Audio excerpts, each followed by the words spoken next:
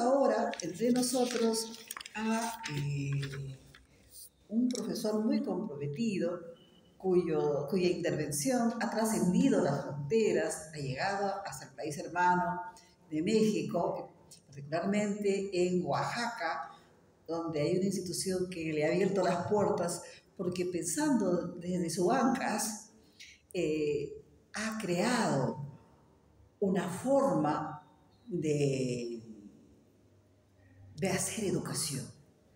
En ese sentido, es de los que conocemos, es uno de los que está planteando ciertas novedades. Para nosotros es un orgullo, además, que pertenezca a Chauviato y que nos esté impulsando siempre a la reflexión.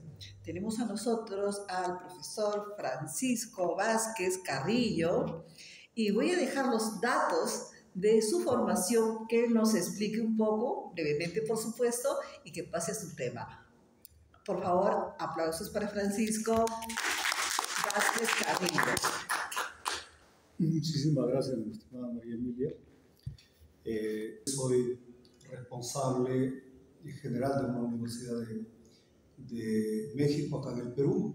Estamos trabajando y en estos momentos estamos además impulsando con mucha fuerza un enfoque de construcción, ¿no?, de carácter reflexivo, pero también esperamos que sea de carácter didáctico, que hemos denominado cosmopedagogía. Pero primero podríamos decir qué es lo que es cosmopedagogía. He venido haciendo algunas exposiciones respecto a este tema, pero no había hecho una exposición en la cosmopedagogía, pero con una reconexión del pensamiento y su relacionalidad con la Pachamama. Entonces voy a intentar justamente hacer esa relación. La cosmopedagogía es más bien tiene que ver con un enfoque pedagógico y algo más. O sea, no se trata simplemente de una reflexión inmediata, coloquial. Es una reflexión que pretende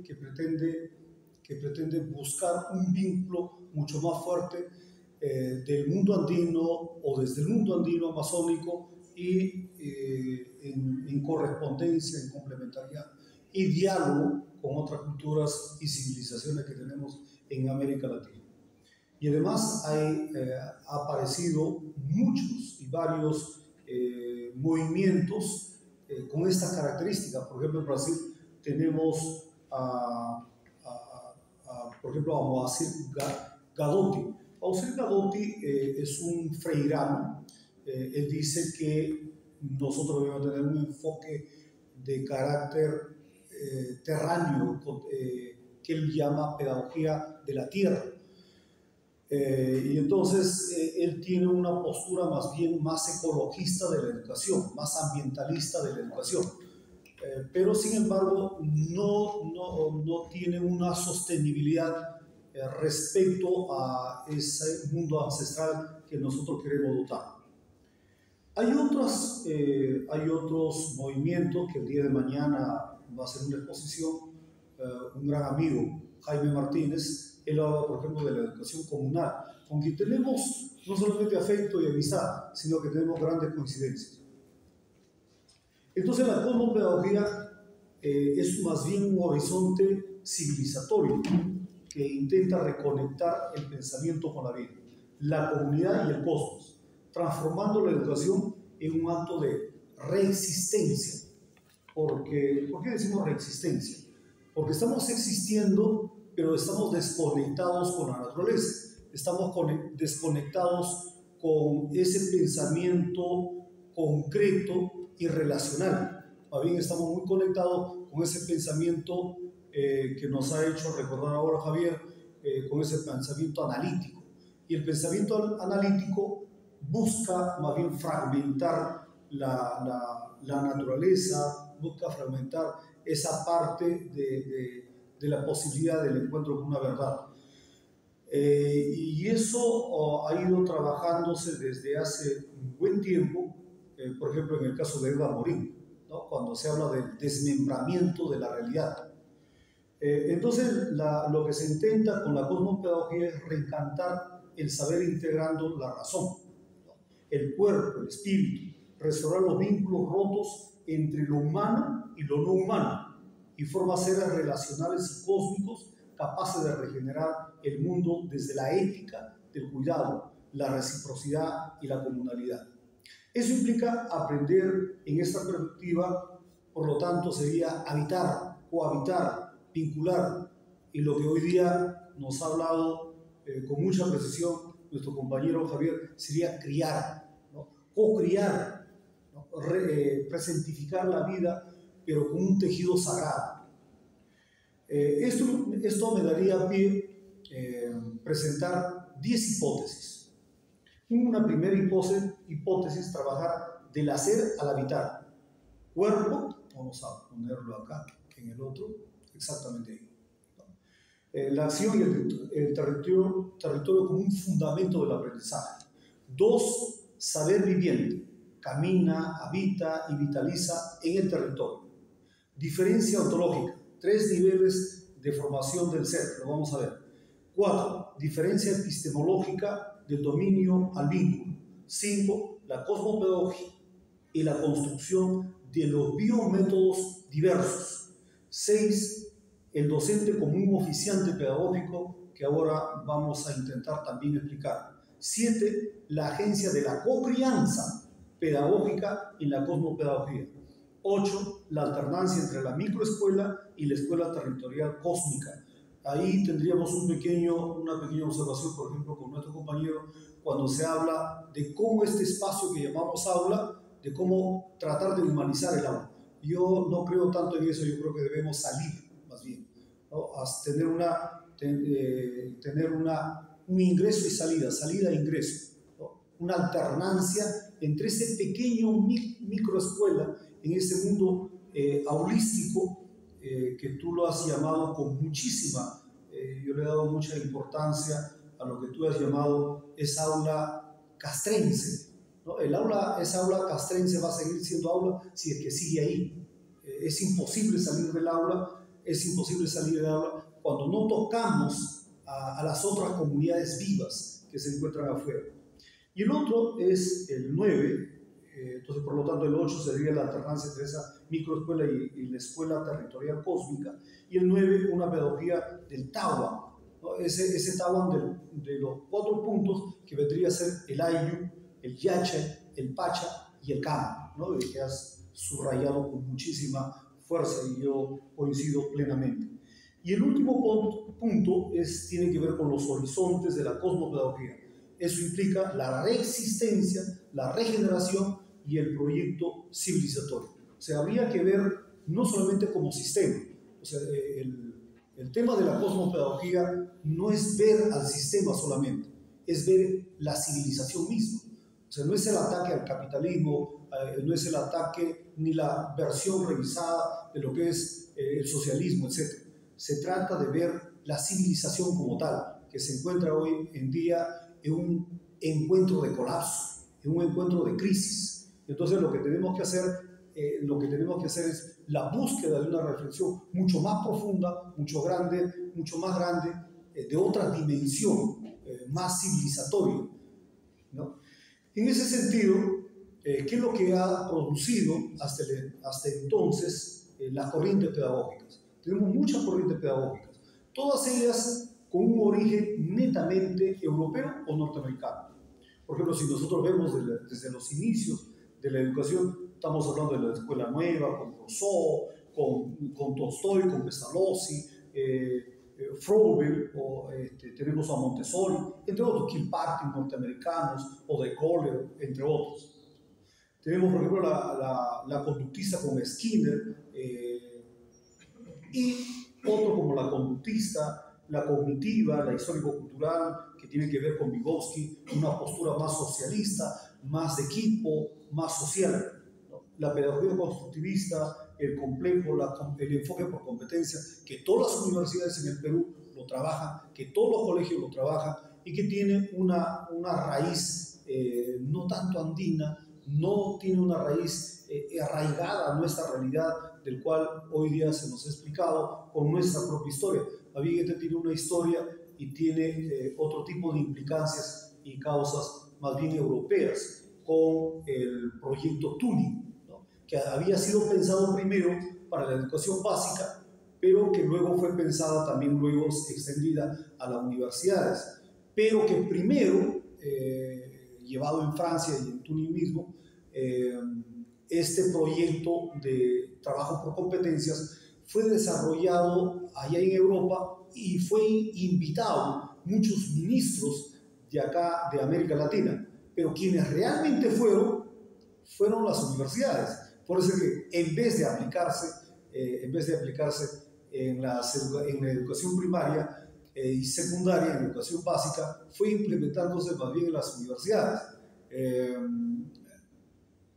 Bueno, y el otro es el encuentro de la pedagogía del oprimido o la pedagogía de la liberación, que muchos de nosotros lo consideramos como una pedagogía latinoamericana, por Paulo Freire.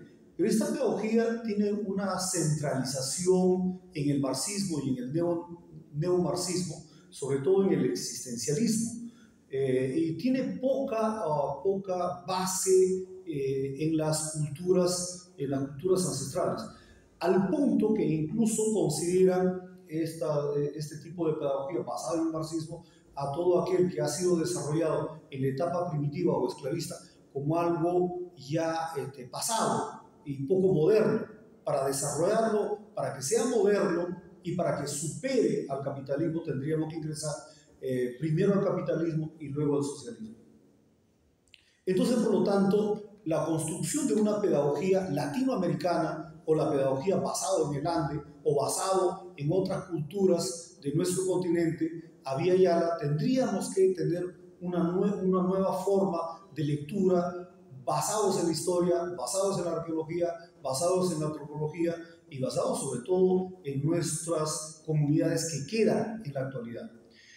Entonces, vamos viendo esta reconexión con el pensamiento en este primer punto, ¿no? Del hacer al habitar, cuerpo, acción, territorio como fundamento del aprendizaje. Tengo ahí un ejemplo de un niño de educación secundaria que vamos a llamarlo Abelardo. Este muchacho, yo diría que despertó con la CIA, ¿no? Abelardo es un estudiante de un lugar rural en Chimbote. Pasó de una apatía a un compromiso creativo de su trabajo escolar. Esto basado en un taller que hemos ido trabajando con la cosmopedagogía, que estos son todavía unos trabajos preliminares, llevando de la reflexión un poco más pedagógica hacia la parte didáctica, de la parte filosófica hacia la parte pedagógica y didáctica. Ese es un intento todavía que aún tiene los primeros pasos. Y entonces lo que encontramos es que este alumno había repetido por 2 oportunidades un mismo año. Y todos los profesores lo habían encontrado a este joven con muchos problemas, justamente por esta aula que nos ha hecho recordar como castrense y de encarcelamiento. Este es un trabajo aulístico encerrado de las otras comunidades y de las otras escuelas. La escuela no nace en una escuela formal, porque la educación se habla de una educación informal, pero en realidad es la educación, entre comillas, informal que ha dado paso hacia esa educación formal. Pero esta educación formal ha entrado en crisis. Se habla que, por ejemplo, no es la educación ni el sistema educativo el que tiene problemas, sino más bien es el aprendizaje. Y no es el aprendizaje ni tampoco es otros temas por el cual tenemos jóvenes que se desarraigan de la educación formal. Es más bien porque no se vinculan, entre comillas, con esa educación informal, donde se encuentran las comunidades de vida y las verdaderas escuelas, que son la fuente del conocimiento. César Vallejo decía que el conocimiento, la educación, o la cultura, o la sabiduría, venía del pueblo y nuevamente iba hacia ella. Y eso es lo que hemos olvidado. Nosotros ahora creemos que todo es de escuela. La escuela es como una fuente de sabiduría y conocimiento.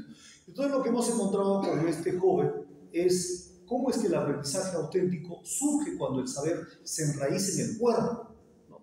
Y en el territorio, ¿no? Del hacer a la mitad, cuerpo, acción, territorio, como fundamento del aprendizaje. O sea, este joven, de la apatía que tenía y de los desaprendizajes que tenía, ha reaprendido con otros y se ha visto encantado a aprender desde otras formas de conexión con la tierra, de conexión con su territorio. Entonces, la desconexión de la educativa no es falta de la capacidad, sino más bien, diría yo, es por la ausencia del vínculo ontológico con la vida, con las comunidades de vida. En esta fotografía lo que vemos, por ejemplo, son educandos que están fuera de la escuela, aún más están en contrahorario de la educación formal, y son jóvenes de educación primaria y secundaria, que nosotros creíamos que no iban a participar, pero al final estuvieron participando jóvenes y algunos personas como padres de familia.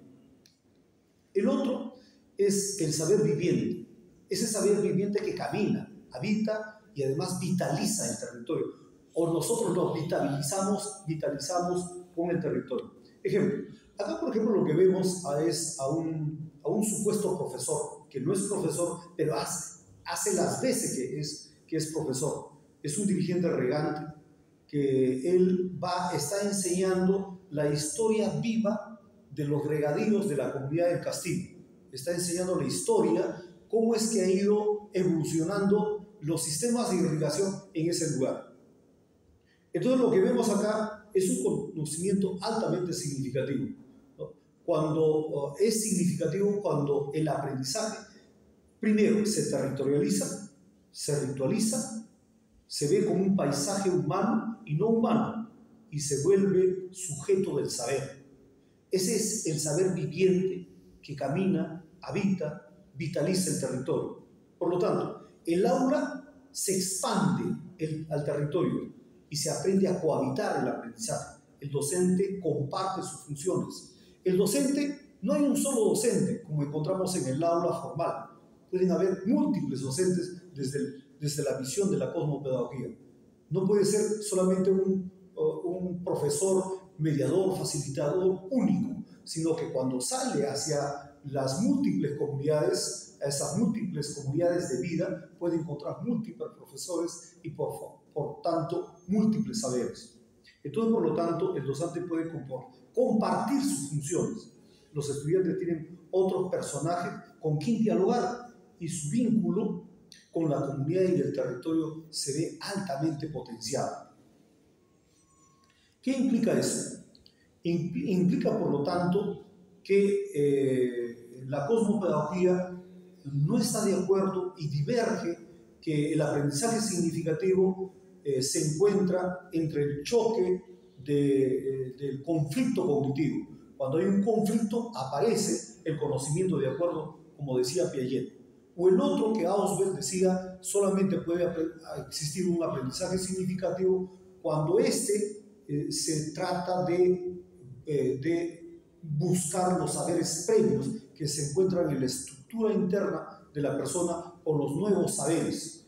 O Vygotsky cuando decía que el aprendizaje solamente es significativo cuando se relaciona o se vincula con una sociedad, con un equipo, un grupo, con la parte histórico-cultural. Nosotros más bien dentro de la cosmopedagogía decimos que solamente puede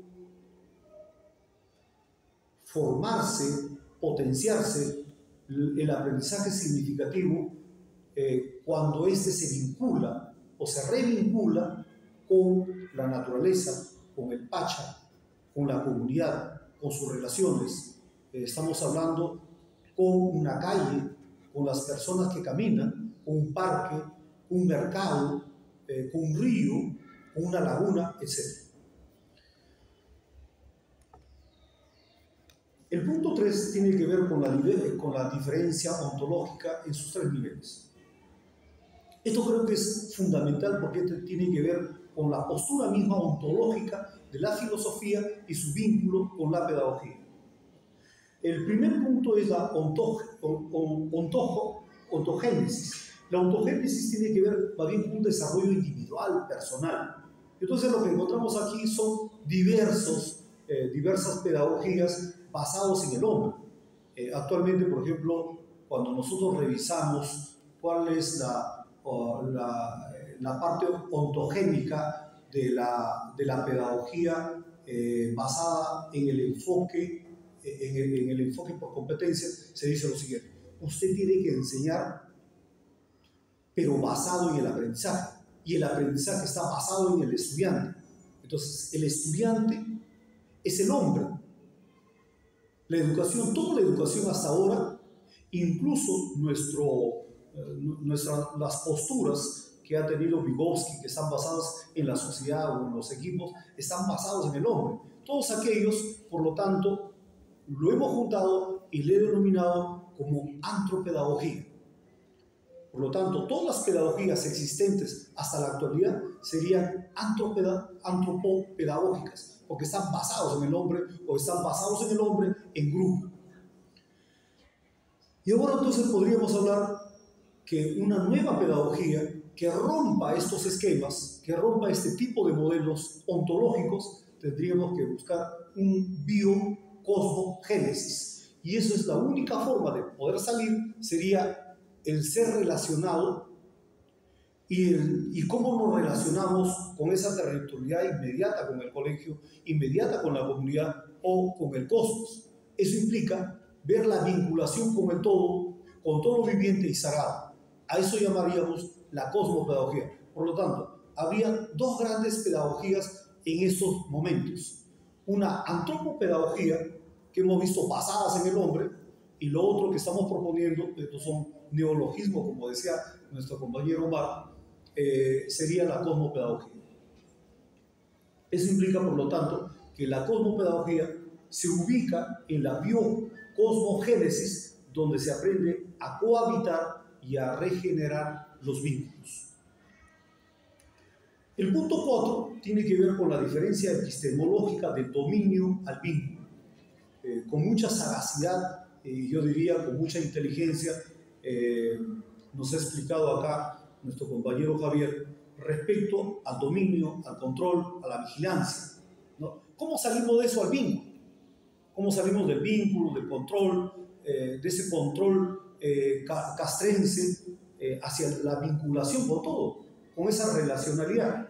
Entonces, por lo tanto, esa epistemología moderna es una escuela sistémica, es una escuela castrense, es una escuela analítica, ¿no? que es saber sinónimo o igual o equiparable a control, abstracción, acumulación, que separa la razón del cuerpo, separa a lo humano y la naturaleza. El conocimiento se convierte en un instrumento de poder y certificación. Entonces, por lo tanto, esa aula o ese mundo aurístico o esa microescuela se vuelve un espacio aislado del territorio. Y entonces, ¿qué proponemos ante esa situación? Lo que proponemos es una escuela territorializada y cósmica. Eso implica la crianza, la reciprocidad y la experiencia vivida. El saber se cría en la comunidad con humanos y no humanos. Surge en comunión con el Pacha, territorio, cosmos y memoria. Aprender, por lo tanto, es un acto de sentir, vincular y cuidar. El conocimiento, por lo tanto, no se posee, se cohabita. Es el sentipensar donde el aprendizaje adquiere y es un bioaprendizaje. Es, por tanto, vincularse con la vida misma. Por otra parte, el punto 5, diríamos respecto a las diferencias ontológicas en sus 3 niveles de formación, ¿no? Eso creo que ya hemos llegado. Vamos al punto 6, el docente como oficiante pedagógico. ¿Qué implica eso? Se ha hablado mucho de que el rol del docente debe ser transmitir, mediar, cuidar, liderar, facilitar, pero también creo que el profesor debe ser un personaje oficiante, debe ser un personaje que facilita la ritualización, facilita esa religiosidad por aprender, porque el aprendizaje se convierte en vida. Ese es un bioaprendizaje. la metodología también se convierte en vida. Cuando nosotros convertimos en vida y en diversidad, cuando revinculamos o reconectamos con el mundo, con ese mundo que nosotros no hemos querido estar cerca, por ejemplo en nuestros edificios o departamentos, del cual no circula el fluir de la naturaleza, el fluir de nuestros humanos y no humanos, en esa relacionalidad. Entonces es necesario también e implica también el que el profesor necesita ser un oficiante. Por lo tanto, el educador es para nosotros un puente entre esa microescuela y la vida comunitaria, esa escuela territorializada y cósmica. Un punto 7.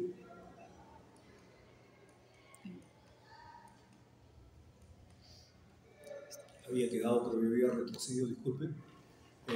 Miren ahí el del docente oficiante, ¿no? En una oportunidad nosotros habíamos hecho una pequeña campaña para realizar faroles en esta institución educativa. Y entonces yo me quedé, trabajando en la mañana, me quedé para la noche.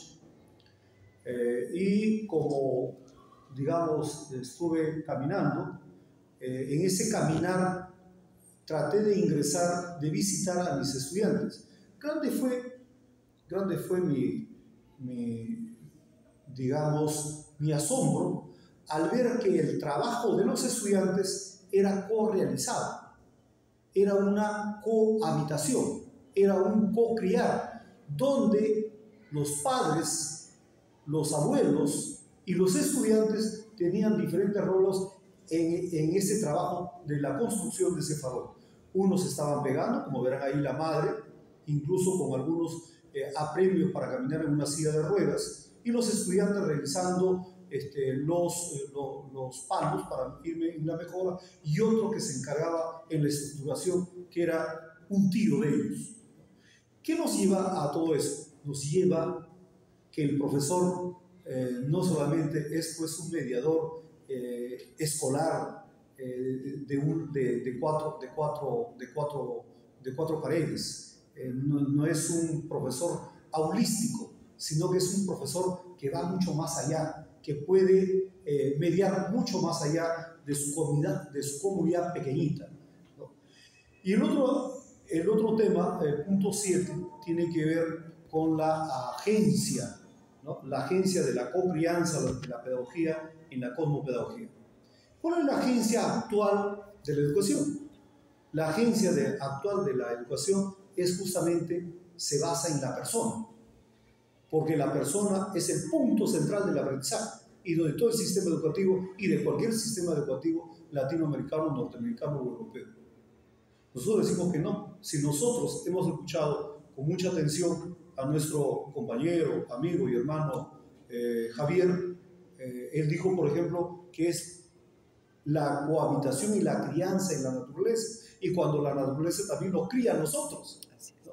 Entonces, esa crianza mutua, esa crianza alterna, esa crianza de reconexión es lo que justamente falta. Entonces, la agencia no es la persona, la agencia es la relacionalidad que hay en eso, es el saber como un tejido relacional, ¿no? Entonces, por lo tanto, la agencia pedagógica desde este punto de la cosmopedagogía es la capacidad de co-criar, de co-vivir el conocimiento en comunidad humana y no humana, en diálogo con el territorio y la espiritualidad, o sea, ese kama, regenerando los vínculos entre el saber, la vida y el cosmos. El estudiante es un co-criador de saber junto con aquellos no humanos. Entonces, por lo tanto, diríamos que esos elementos esenciales de esa agencia de la co-crianza pedagógica se ejerce en el ayu, también se ejerce en esa microescuela del cual nosotros estamos vinculados, relacionados y hemos sido criados seguramente también con esa formación doméstica y domesticada, domesticada y domesticable además. O sea, cuando tú te encuentras en un aula, es domesticable también los conocimientos, pero cuando tú sales, eso se potencia y se irriga como como una amplitud de hacer de un río 3 o 4 ramales y hasta más.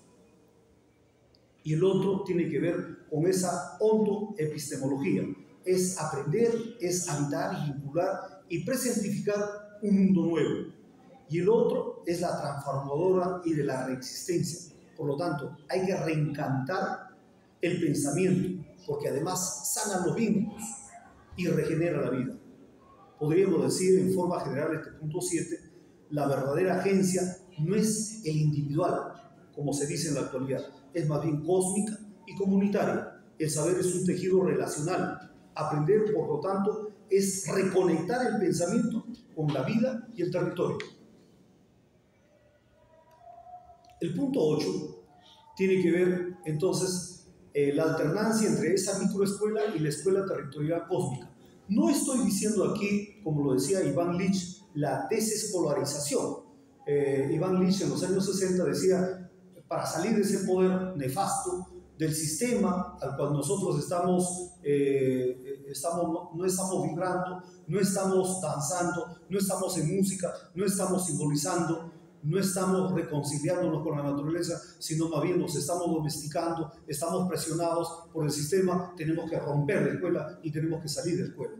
No estamos diciendo eso, más bien nosotros consideramos de este mundo de la cosmopedagogía y de los mundos andinos, estamos viendo que esa microescuela más bien debe alternar con esa macroescuela, con esa escuela territorial y cósmica. Esa microescuela que es el holístico, el estático, el disciplinario, el controlado, el del currículo rígido, tiene que estar marcado por el mercado, por las calles, las oficinas profesionales, los clubes deportivos, la Cámara de Comercio, los partidos políticos, los ríos, las chacras que hoy día hemos escuchado, los canales de irrigación, los talleres, el cielo nocturno incluso. Y cómo esta microescuela nos ha hecho entender que la única forma o las pocas formas de evaluación es evaluando de manera estandarizada. Sabemos muy bien la variedad que hay de los estudiantes. Entonces, por lo tanto, los saberes, las evaluaciones tienen que ser situados y sentidos colectivamente. Y el otro es romper con ese contenido fragmentario. No podemos, y creo que no vamos a salir del pensamiento fragmentario y analítico si es que continuamos en la escuela. El aprendizaje, por lo tanto, tendría que ser más territorial y cósmico, siendo integral y simbólico. Por lo tanto, salir de esa postura antropocéntrica, tanto individual como también social, ingresando a un mundo de la reconexión con lo biocosmocéntrico. El otro punto tiene que ver un punto 9, una pedagogía del Tuam, del Tahuán, el aprendizaje del Ainu, Yachay, Pacha, Kama. Vale decir, 4 puntos. El Tahuán, como el Tahuantinsuyo, ¿no? Eso implicaría una relacionalidad con el Ainu, que es la comunidad, la escuela con el Ainu, la escuela con el Yachay, que es la sabiduría, la cultura misma, la escuela con el Pacha, que es la relacionalidad con el espacio y el tiempo, y la relacionalidad que exista la escuela con el Kama, que es la espiritualidad o la vitalidad. Entonces, por lo tanto, estamos proponiendo aquí una pedagogía del Tahuán, que es el Ainu, Yachay, Pacha, Kama, que es en realidad la significatividad del aprendizaje, estribando el alejamiento o el acercamiento de las comunidades de vida. ¿Qué implica eso? Cuanto yo más me alejo del Ainu, del Yachay, del Pacha y del Kama, menos potencial será el aprendizaje. Más potenciaré yo el aprendizaje y se extenderá el aprendizaje en otros horizontes y variedades. Cuanto más me vinculo con el Ainu, vale decir con la comunidad, el Yachay, el Pacha y el Kama. El punto 10, que es el último punto, el último de las hipótesis, tiene que ver los horizontes de la cosmopedagogía. Este de la reconexión como regeneración y un proyecto civilizatorio. La reexistencia implica educar como un acto de resistencia y además de continuidad vital. Eso implica romper de todas maneras las escuelas que estén encerradas como una jaula o una cárcel.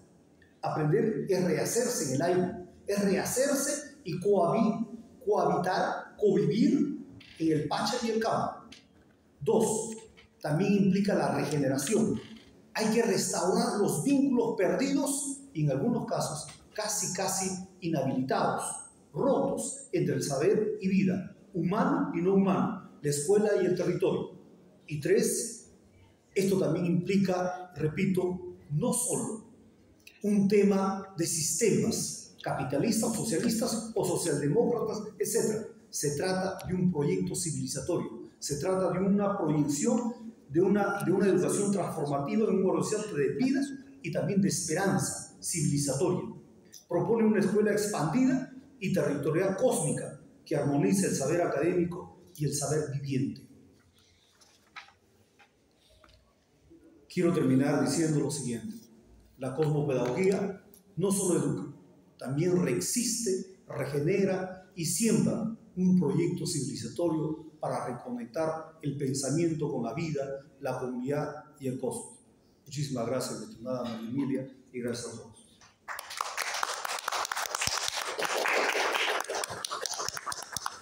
Muchísimas gracias, Francisco, por tu valiosa intervención.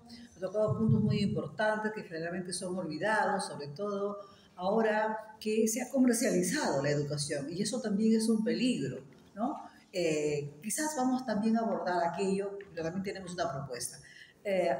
Por favor, ¿podrías intervenir? Muchas gracias. Muchas gracias. Sí, hay una de las cosas que yo miraba, no miraba tu texto, sino miraba las fotos.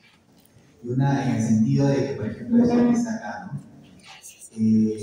Nosotros, desde el punto de vista occidental, tenemos una visión del sistema nervioso muy craniocéntrica, o sea, muy girado en torno a la cabeza, inclusive cartesiano, ¿no? Esta imagen de que saca el cerebro y tú. Pero en realidad, la educación, tú ves, como tú lo estás mostrando, es con las manos, o sea, ese como el homo facial, ¿no? Y todo esto. Y hay procesos, y el sistema nervioso es en todo el cuerpo, o sea, no es, inclusive, pues ahora la neurociencia no solo estudia la cabeza, o sea, estudia el intestino, estudia el corazón, ¿no? Que tiene una serie de, pues, en todo el cuerpo, ¿no? Y las artes marciales, por ejemplo, ¿no? Pero también me imagino, pues, cuando tú estás en una chacra de educación, es, yo, justo, bueno, acá con el hermano Javier y con Zenón, hay un término que yo estoy como pensando, diseñando, que ya no es filósofo, sino es ontólogo. O sea, inspirado en la visión andina, y creo que también estamos haciéndolo eso, que es como estar siendo. O sea, es el estar, pero en el momento mismo del ser. No es como, yo pienso en tal cosa, ¿no? Y esto es así, esto es así. En el momento del mismo estar haciendo, te das cuenta que hay una ontología. Eso también se le ve Entonces, yo he creado, estoy pensando en ese término, ¿no? Ontólogo. O sea, como acto que no es exactamente científico. Entonces, en ese sentido, también como pedagogo, ontólogo, una cosa así, ¿no? Algo así también estoy también pensando, ¿no? En tu misma noción, que vendría a ser cosmocéntrica, o sea, la ontología. Y solo quería terminar una idea, porque se le quería hacer a Javier. Es que yo creo que a Platón se le está leyendo mal. A Platón nunca planteó, él era crítico a la escritura. Cuando él, en el Fedro, justamente lo que tú citaste, criticaba a esa tecnología, porque la escritura es una tecnología inventada por Tocci, ¿no? O sea, y él veía como algo muy peligroso Tocci, porque, o sea, él, si bien está pensando en las ideas no tienen sentido en sí mismo, y eso está en el Parménides, ¿no? Y en el Timeo, sino que cuando tienen vida, o sea, cuando tienen, ahí recién, o sea, y por eso la memoria es clave. Entonces, creo que lo que a él le cuestiona más de los poetas no es el mito, sino es pasar el aedo homérico, o sea, que supone un tema memotécnico, a la escritura. Entonces, al final el Fedro dice, la escritura es bonito porque es un pasatiempo, un hobby, pero eso no es. O sea, el filósofo, o sea, el acto de hacer filosofía es como lo que estamos haciendo ahorita, ¿no? O sea, tú te pones algo y digo, ¿sabes qué? No estoy de acuerdo por eso, me parece interesante, pero no estoy de acuerdo por esto y esto, ¿no? Entonces tú lo piensas y ahí es donde se da esta parte dialéctica, dialéctica, ¿no? En el sentido de Platón, porque ya al final lo supera a Sócrates en ese aspecto, ¿no? Entonces, en ese sentido, en esa relación dialéctica entre el profesor y ya no el alumno, como estaban discutiendo al comienzo, sino el estudiante, porque yo no he tenido solo unas cuantas experiencias como profesor, pero yo creo que mi mayor logro es que el estudiante me saque adecuado. O sea, me dio una pregunta, ¿sabes qué? Esto yo no lo he pensado. O sea, y te reconozco que tu idea es muy innovadora y que tienes que darme una semana para darte una respuesta, ¿no? O sea, eso para mí hace un verdadero, no, que yo lo sé todo y tú que, bueno, criado, tú quién eres, ¿no? Inclusive mira cómo hablas, o sea, mira cómo vistes.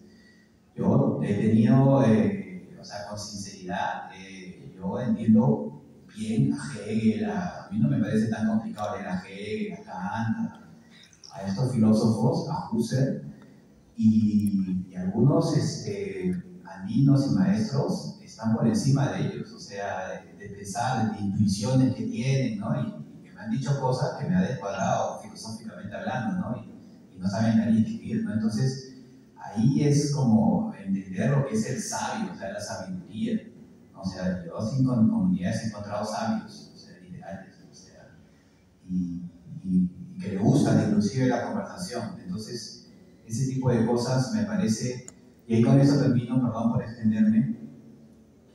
Por ejemplo, en lo que tú decías, yo he trabajado con muchos profesores que son bilingües, pero como profesores bilingües son de comunidad, entonces tiene su chakra también, o sea, sabe hacer chakra, tiene la experiencia de lo que le ha enseñado su papá y tiene la experiencia, digamos, de la parte pedagógica o también de la parte técnica, ¿no? O sea, que ha ido a estudiar técnica agrícola, una cosa así en un instituto y contrasta. Entonces, por ejemplo, yo creo que es muy rico cuando un profesor dice, mira, a mí mi abuelo me enseñó así, acá yo estoy viendo que tus abuelos están, de repente yo no soy del valle, porque una cosa es ser profesor del lugar, que ya es profesor, y otra cosa es que está destinado a otra región inclusive, pero por ejemplo decir, mira, qué interesante lo que están diciendo tu abuelo, o sea, tu abuelo te está enseñando tal y tal cosa, y eso tiene que ver con tal y tal cosa, digamos. Entonces tienes una forma de contrastar el conocimiento que te está dando tu abuelo. Entonces ese tipo de experiencias ricas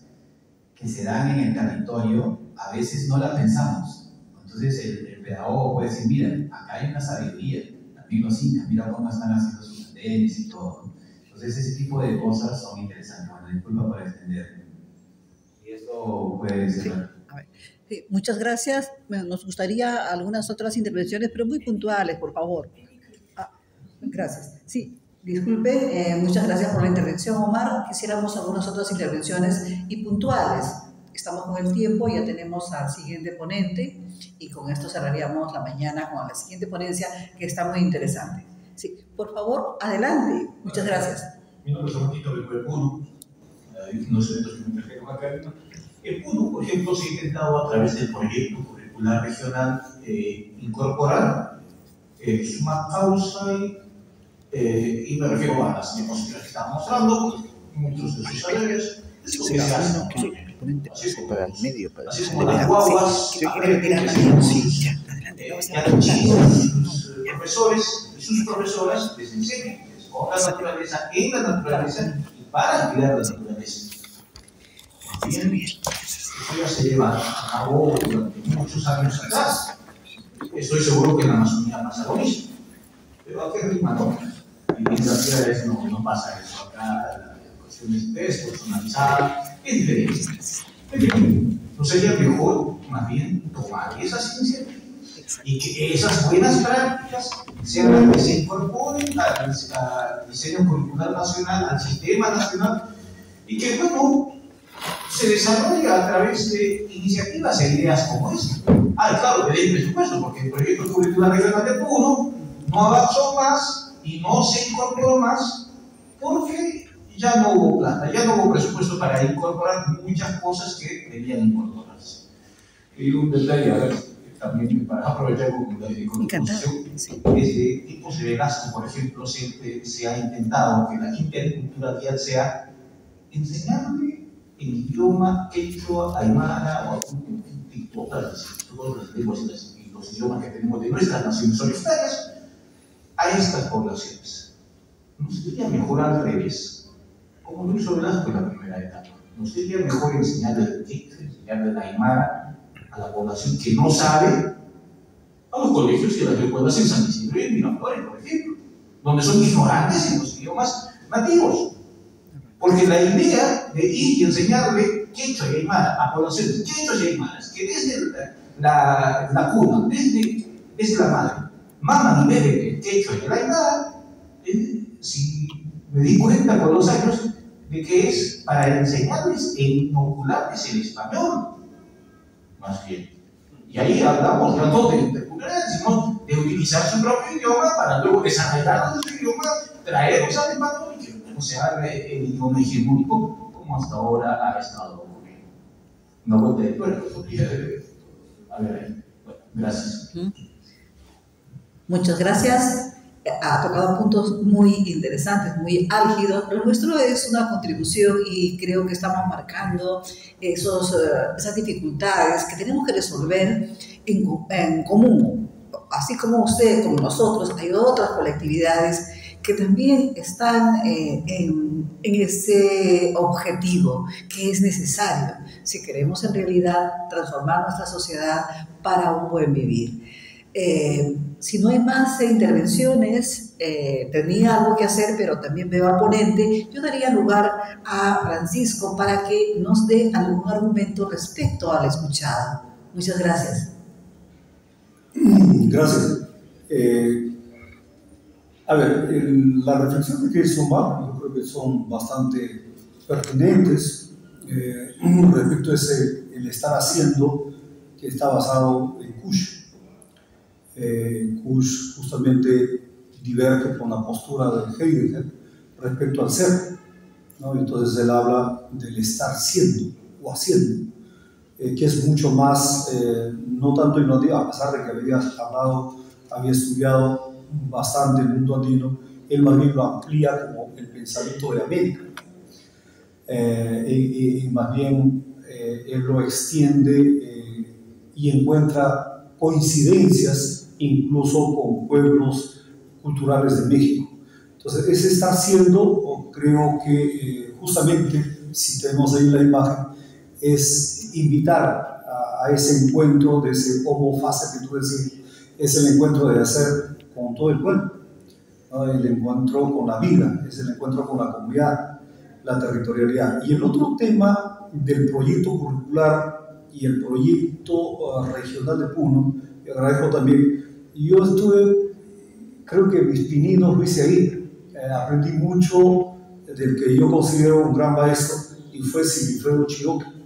Estaba bastante cerca en el IPP, aún más escribí algún artículo para uno de los libros, cuando estoy hablando del año, aproximadamente el año 2001. Sí. Entonces conozco casi de cerca ese proyecto educativo regional de Puno, lo considero un maestro, sigo todavía teniendo relación de amistad con él y también de ideas, y el proyecto curricular que lamentablemente se quedó ahí. Sí, muchísimas gracias, estimada María Emilia. ¿Se siente satisfecho? Claro. Creo que esto da para más. Sí, creo que la conversación da para más. Bueno, entonces por favor aplausos para Francisco.